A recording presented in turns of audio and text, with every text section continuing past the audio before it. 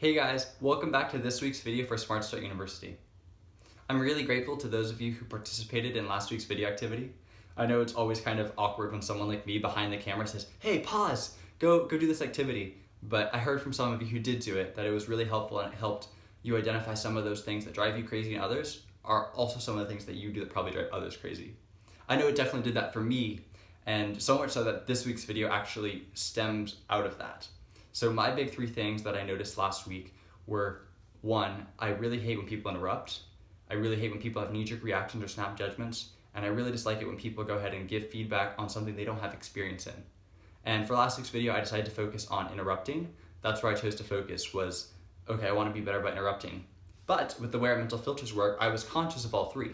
And so what I noticed this week is the content I began looking at this week, I really tended to focus on those three things. So the one that I can most easily highlight is knee-jerk reaction or snap judgments, where I'm not very good at receiving criticism usually. Usually my ego will flare up and I'll say, oh no, that can't be true. It has to be something on their side. They didn't understand my message. They aren't my target audience, whatever the case may be. But I haven't been very good at that. And yet what's interesting is in my 17 years of life, I've found that two of the things that help accelerate the growth curve the most are mentors and our feedback or criticism. So I was recognizing, okay, I need to be better about receiving criticism. So one of the things I came across this past week was Adam Grant's podcast, WorkLife. And it's fantastic. I will link down to the specific episode I'm talking about today down below. But the first episode is all about criticism and how are you receptive to criticism. And they covered a lot in that episode. I'm not gonna be able to cover all of it in this video, but I wanted to highlight a few different things from that really have helped me. And the first one is just that ego is natural.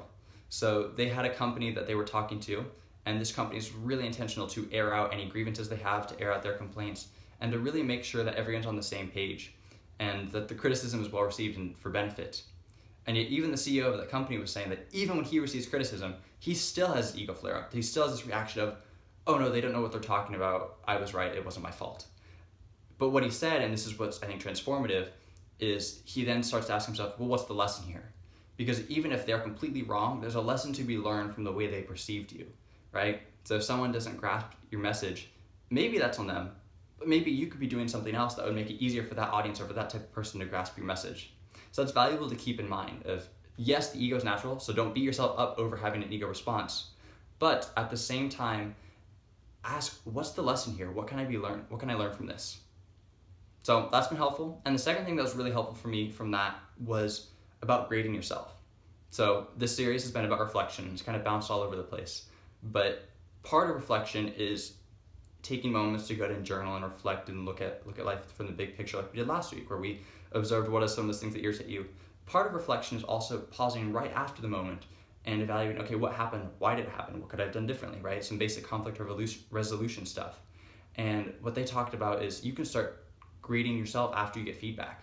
Right? Where in the moment you get the feedback, you might have an immediate flare-up response. You immediately say, they don't know what they're talking about, I was fine, and you reject it. And then you might go afterwards after you've calmed down a little bit and you haven't felt so attacked and go, ooh, I handled that poorly. I could have been better about receiving feedback there. I'd give myself maybe a D or an F, right?